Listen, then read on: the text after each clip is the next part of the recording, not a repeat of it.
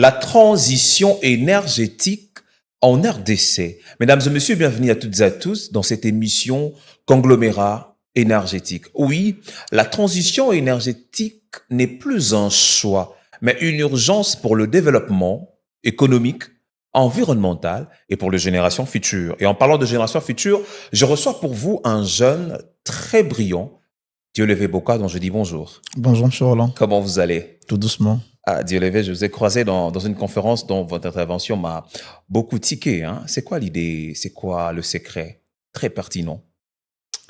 Bon, je trouve que il s'agit d'un choix que nous avons fait, Ok. de pouvoir porter la voix de la jeunesse Mhm. dans la transition énergétique et les énergies renouvelables, de sorte que cela trouve gain de cause. Et que quand il faut le faire, il faut le faire avec beaucoup de pertinence pour que cette voix soit vraiment entendue et comprise. Et d'où toutes les motivations d'en parler avec pertinence, quoi. Ça, Effectivement. ça Alors, va avec. tu me permets de brosser un peu votre parcours. Hein. Je vous en Dieudonné prie. Boka Kondwa, ancien participant du programme YF-IACT, New Generations, et coordonnateur chargé du développement de stratégies liées au changement climatique et des efforts de conservation de biodiversité au sein de l'ONG Kimbala Development, KID, en 2022. Il a participé, tu as participé bien sûr, au COP27 à Sharm el-Sheikh en tant que volontaire de Nations Unies, et à la suite de cette expérience, tu as lancé une initiative communautaire visant à impliquer les communautés rurales du Mayombe, dont je suis ressortissant bien sûr, en République démocratique du Congo, dans les actions de lutter contre le changement climatique avec le soutien de l'ambassade de l'Italie en RDC et de l'UNICEF. À travers le programme ACT Italie, l'initiative IRENA, Action pour Climat Toolkit, tu as organisé des ateliers de formation sur les contributions des jeunes à l'action climatique et à la transition énergétique. Cet atelier en réunit des leaders de jeunesse, des représentants universitaires et des coordonnateurs de jeunesse religieuse à travers Kinshasa en septembre 2023. Tu as lancé l'initiative Boombuj Green and Resilient afin de mobiliser le jeune autour de la résilience climatique et des actions communautaires, écologiques bien sûr. Tu as dirigé également le projet Renewable Energy Festival et Development for Platform Nationale, réunissant de jeunes leaders, de professionnels des énergies renouvelables pour accélérer la transition ou accéder à la transition énergétique de la République démocratique du Congo. Dieudonné, un mot pour ton portfolio. Bon, oui, humblement, je dirais, c'est un engagement, C'est un engagement, oui. c'est une passion. Mhm. Et pour moi, agir dans ce sens, ça me rappelle toujours un souvenir que j'ai. Et je me suis dit un jour, voyant ma maman qui souffre de quelques problèmes respiratoires, notamment l'asthme, et considérant le changement climatique qui a un impact énorme sur les conditions, le cadre dans lequel elle vit, donc la hausse des températures et tout. Et je me suis dit, lutter contre le changement climatique, m'engager dans ce sens-là, porter des actions en faveur du climat et contre le changement climatique, serait également une façon pour moi de venir aux ressources de ma maman, quoi. Donc, et cela passe aussi par le démarche pour vouloir cette transition énergétique, vu que la grande quantité des émissions de gaz à effet de serre est due également à ce secteur de l'énergie. Et bon, moi, m'attaquer à m'inscrire dans cette transition énergétique, c'était salutaire et c'était quelque chose que j'avais pris comme ça, comme engagement en fait. Vous allez remarquer qu'aujourd'hui, on fera face à la transition énergétique, donc nous quittons de non renouvelable à l'énergie renouvelable. Est-ce que la transition énergétique peut-elle créer d'emplois en RDC? Effectivement, parce que euh, C'est un secteur nouveau et qui a des répondants sur le social et l'économie des Congolais. Il sollicite des investissements, également des incitations en termes de politique publique qui doit attirer les investisseurs. Et du coup, dans ce cadre-là, c'est logique, c'est évident que c'est la création d'emplois. Dans la fabrication, le déploiement, toute les chaînes d'approvisionnement, il y a toujours des services à rendre et des besoins pour lesquels les emplois seront évidemment créés, en fait. Et vous avez des preuves concrètes? Oui, aujourd'hui, je rencontre pas mal de jeunes qui évoluent dans le business avec les outils de renouvelables, notamment le panneau solaire, et qui s'organisent aussi en ingénieurs. Non seulement ils vendent ces outils, ils montent ces outils, mais ils vont également les installer. Donc, ils sont sollicités un peu partout. J'ai rencontré un jeune avec sa start-up et qui a conçu un projet de poulailler solaire. Poulailler solaire. Et au niveau de Kimbala, dans le périphérie de Kinshasa, Mongafula et autres, voilà, pour lesquels il travaille. Et voilà, ça crée des services, ça crée de l'emploi, et ça, c'est évident. Est-ce qu'aujourd'hui, en RDC, on peut dire que les énergies renouvelables est une solution durable pour la RDC, vu l'immense quantité de richesses qu'on a en République démocratique du Congo? Moi, je dirais d'ailleurs plus que ça. La RDC, c'est un pays à vocation du renouvelable. Et c'est un pays qui, considérant ses ressources solaires, hydrauliques, forestiers, la biomasse, a vocation à évoluer dans ces secteurs-là du renouvelable et s'affirmer comme leader. Au-delà de ça, il y a encore une ressource, il y a encore une autre ressource dont la RDC dispose, c'est aussi ces minéraux stratégiques qui entrent dans ces enjeux de transition énergétique. Donc, considérant ces atouts dont dispose la RDC, mais également, vous avez les avancées en termes institutionnels, partant de la création des lanceurs, l'Agence nationale d'électrification et des services en milieu rural et périurbain, et de l'autorité de régulation du secteur de l'électricité. Quand vous voyez également une autre agence au niveau de la présidence, la TED, l'Agence nationale de transition écologique, et vous voyez sur le secteur minier, la révision des codes miniers qui donne l'avantage sur notre pays, qui donne l'avantage de notre côté pour pouvoir décider de nos ressources. Effectivement, quand tu parles de ce secteur minier-là, ça a quel impact, au fait, dans le secteur minier, et j'ajoute le secteur pétrolier, ça a l'impact sur le plan économie, notre économie verte? L'impact du secteur minier dans l'impact de l'énergie renouvelable dans le secteur minier et pétrolier à ce qu'il développe l'économie verte de la République démocratique du Congo. Oui, justement, parce que l'industrie minière ne peut pas fonctionner sans énergie. Vous avez suivi la récente sortie, le point de presse du président de la République, qui sollicite également, qui souhaite envoyer les équipes au niveau de l'Angola pour également nous soutenir en termes d'énergie.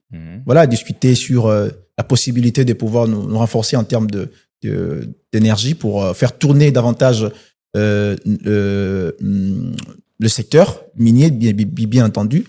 Et donc, vous comprenez que les énergies renouvelables, considérant les atouts, les richesses que nous avons, le soleil, cette position géographique que nous avons, ça nous permettra non plus, cette fois-ci, de pouvoir faire recours. Non, cette fois-ci, pouvoir faire recours en Angola, envoyer des émissaires, envoyer des gens pour solliciter, voilà. Mais ça nous permet de pouvoir se positionner en souveraineté dans le secteur de l'énergie.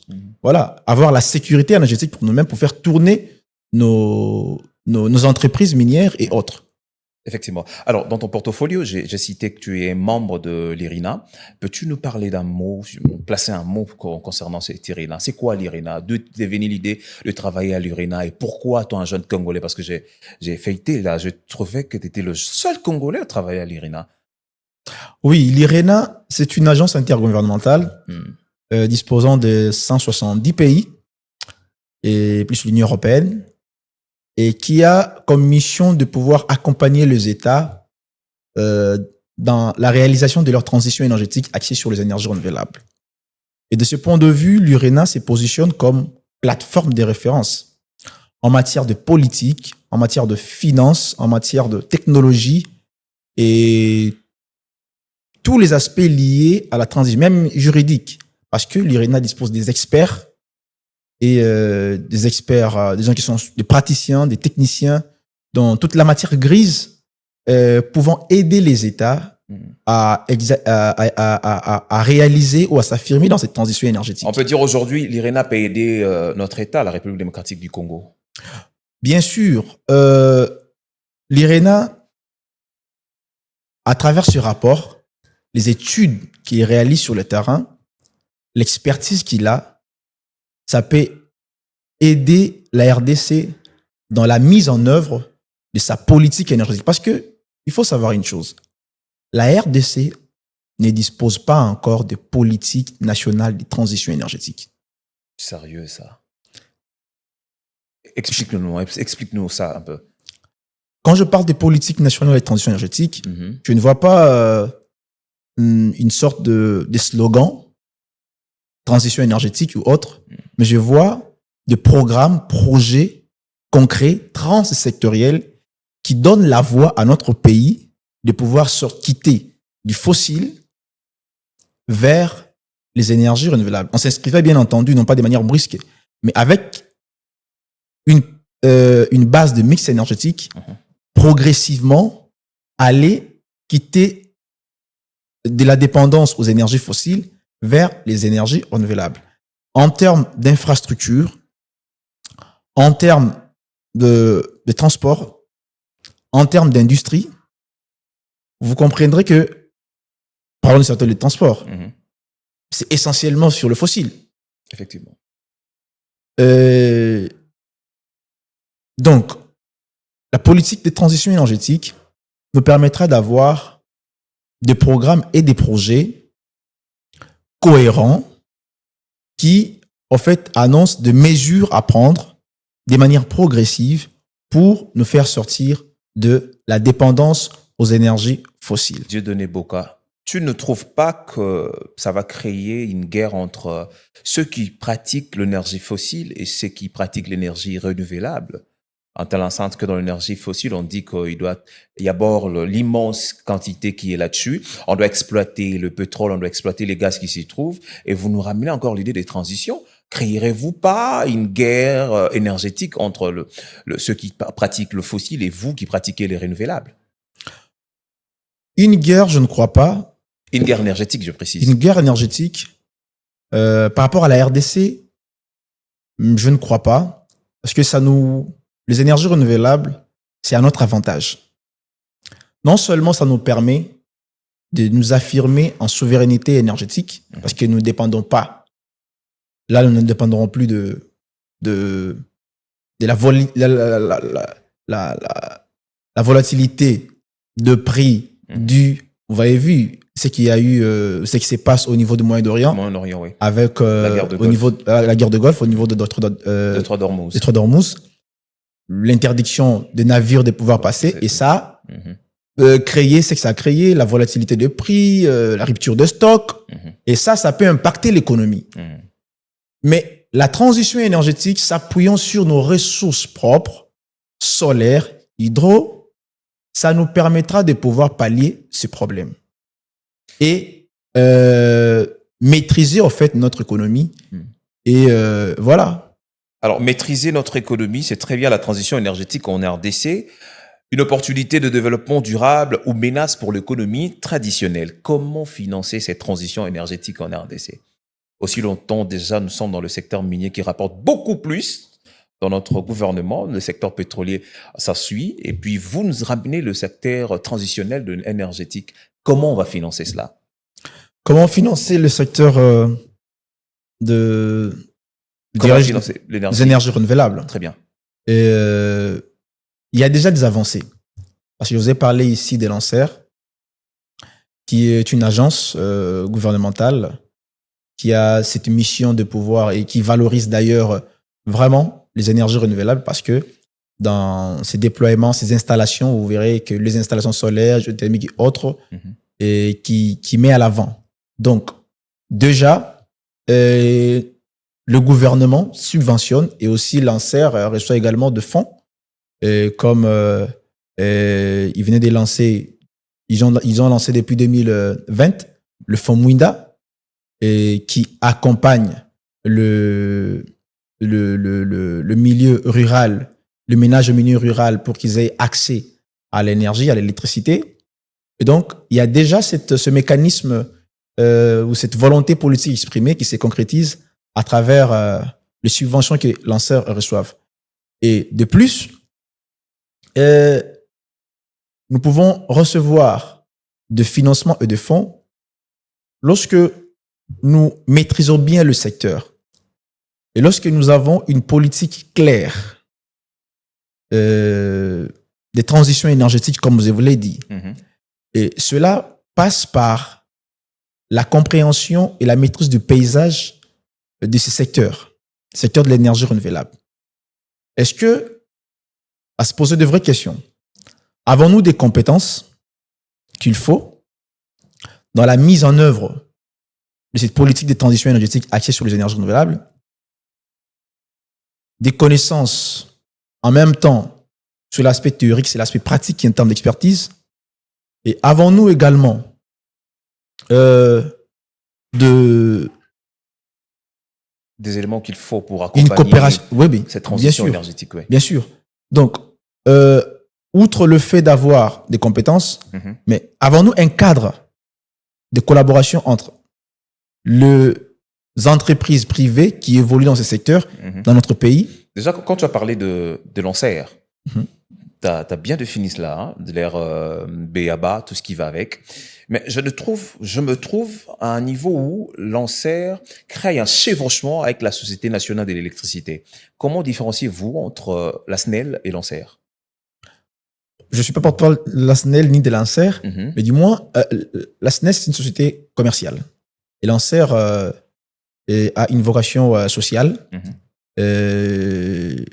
La SNEL, pour installer le barrage et autres, il doit faire des études de marché. Est-ce que le ménage sera en mesure de pouvoir payer le service que la SNEL va rendre? Mais pas l'ANSER. L'ANSER, c'est vraiment social pour permettre au ménage de pouvoir accéder minimum à l'énergie et réaliser et booster le développement ou la croissance économique au niveau local.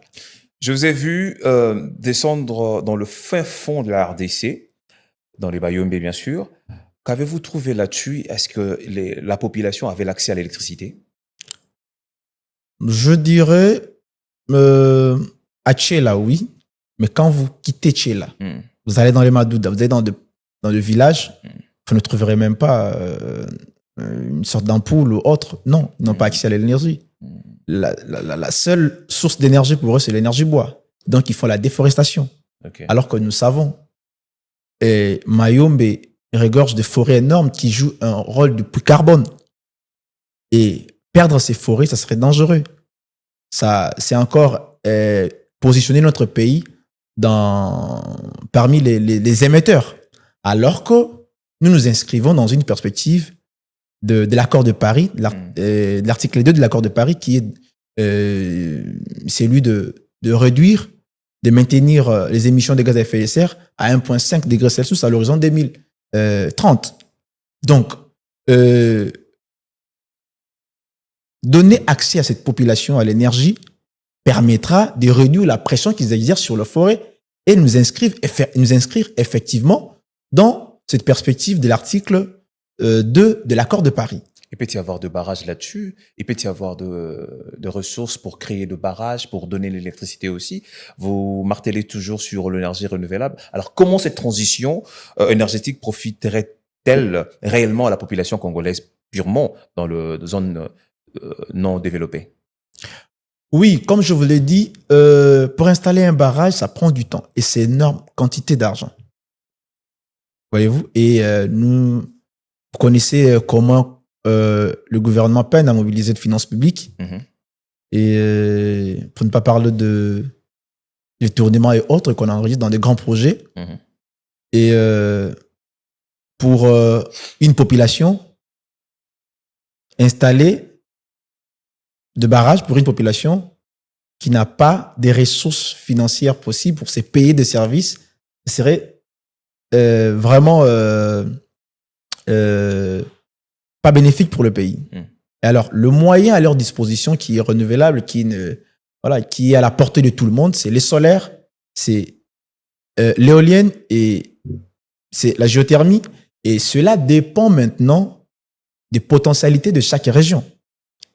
Est-ce que c'est partout qu'on retrouve cette potentialité en termes de vent, en termes de géothermie, en termes d'eau et de cours d'eau qui pourra faire tourner des barrages? Non. Donc, on ira dans cette transition tenant compte de potentiel énergétique de chaque coin de notre pays. En 2015, il y a M. Idesbal Shinamula qui a rédigé Atlas des énergies renouvelables. Cet ouvrage présente les différentes potentialités de notre pays en termes d'énergies renouvelables que l'on peut exploiter pour électrifier le pays dans toute l'étendue territoriale, partant de l'Est à l'Ouest, du Nord au Sud. Certains ont, souvent à l'Est, ces potentialités en termes de vent qui pourra faire tourner des hélices pour l'énergie éolienne. Et d'autres, quand vous voyez dans le Bas-Congo, il y a de barrages, il y a le fleuve, il y a, qui pourra permettre à ce qu'on exploite avec potentiel énorme l'hydro et moyennant aussi les études d'impact environnemental parce que on n'y viendra pas, résoudre un problème tout en créant un autre. Est-ce que l'énergie renouvelable peut-elle faire fonctionner l'industrie dans le secteur minier ou dans le secteur pétrolier? Parce que là, il y a l'immense machine qui fonctionne. Est-ce que l'énergie renouvelable sera mesure ou capable de faire fonctionner ces genres de machines? Les énergies renouvelables, oui, en s'inscrivant dans une perspective de mix énergétique. C'est-à-dire, comme je vous ai dit, on n'a pas que le solaire, on n'a pas que l'éolienne, on a plusieurs sources. On a également la biomasse, la bioénergie, considérant à combien de mégawatts peut-être, ou à chevaux vapeur? Je prends un exemple, l'industrie dans le secteur minier. À combien de chevaux vapeur l'énergie éolienne peut-elle faire fonctionner C'est là que je dis, on a un problème aussi de data. On a un problème des données. Parce que c'est des transitions énergétiques. Suppose également maîtriser les secteurs. Cette étude dont je vous ai parlé, cet ouvrage qui a été publié en 2015, depuis 2015 jusqu'en 2026, il y a eu évolution, il y a eu une certaine dynamique en termes d'écosystème. Donc, si on a évalué le potentiel en termes énergétiques de la RDC en 2015, ça peut varier. Donc, il faudra actualiser les données pour savoir ce que nous avons comme ressources. Il est vrai. La RDC se prédispose, tenant compte de ses ressources, tenant compte des moyens qu'il a. Voyez-vous, tenant compte de ses forêts, de ses potentiels hydrauliques, il se dispose. Mais l'effectivité dépendra d'une étude claire, d'une étude vraiment pertinente qui montre de manière chiffrée, voilà, si on veut ici, en termes de potentiel, ça pourra nous produire ça, en termes d'hydro, et on peut ajouter, coupler l'hydro avec le solaire, parce que l'hydro, c'est déjà le renouvelable. On peut coupler l'hydro et le solaire, et pour atteindre telle capacité de production d'énergie et servir à telle industrie minière et déployer. Voilà. Donc, c'est en fait les data qui nous manquent. Et c'est la raison pour laquelle moi, j'avais proposé qu'on organise un forum national des transitions énergétiques. Dieu levé Boka. Oui. Un forum national. Le forum national des transitions énergétiques et de l'innovation technologique. Parce que. Vous allez parler de quoi là-dessus? Il s'agit ici de pouvoir identifier le paysage institutionnel, juridique, politique, académique, scientifique et technique devant accompagner cette transition énergétique. Est-ce que nous avons les institutions capables en termes académiques, des recherches? Est-ce que nous avons des lois? Est-ce que nous avons des mécanismes qui va permettre à ce que, si on pense transition énergétique dans notre pays, et que l'on puisse agir ainsi? Est-ce que nous avons tous les atouts possibles? Ça sera financé par toi-même, bien tu auras de partenaires. Non, mais bien sûr, je propose que le gouvernement organise ça. Ah, je propose que le gouvernement. Ah, ok, très bien. Que le gouvernement organise ça. Aujourd'hui, le gouvernement met le moyen. Voilà. Boka, vas-tu organiser cela? Bien sûr, on ne le fera pas seul. On ne le fera pas seul. Parce que l'idée, c'est quoi? C'est de comprendre, de pouvoir quantifier de manière chiffrée les potentiels énergétiques de manière actualisée. Hein. On ne va pas se limiter à l'Atlas des énergies renouvelables 2015. Tout à fait. Voilà, la RDC dispose de manière chiffrée de telles potentialités. Avec dans notre perspective de croissance économique, pour faire tourner nos industries minières ou autres, on a besoin de telles quantités d'énergie, de telles capacités. Et donc, si on mobilise tels moyens pour investir dans les renouvelables avec de manière chiffrée, telle quantité, telle autre capacité de production, ça nous permettra de faire tourner nos industries minières et autres entreprises et autres industries qui nous permettra d'atteindre tel niveau de croissance économique et créer de l'emploi. Voyez-vous, donc, cette étude-là nous permettra de comprendre où est-ce que nous en sommes, qu'est-ce que nous avons exactement, effectivement, et que devons-nous faire. Et ça nous permettra, sur base de cela, identifier maintenant de partenaires, non seulement identifier des partenaires bien avant, élaborer, avoir un projet, un programme transsectoriel des transitions énergétiques. Aujourd'hui, non seulement dans le secteur de l'électricité. Pardon, aujourd'hui, Dieu le veut, Boka veut organiser panel, genre regrouper les gens, parler de l'énergie et tout ce qui va avec. Est-ce que la population congolaise, je reviens encore, est-ce que la population congolaise en savent quelque chose quant à sur cette transition? Je dirais... On peut dire X, Y sur des énergies renouvelables, et aussi longtemps le fossile nous dérange encore, on n'a pas encore lagué cela dans le sous-sol, tout en rappelant que le sol et le sous-sol appartiennent à l'État, comme Bakajika l'a dit.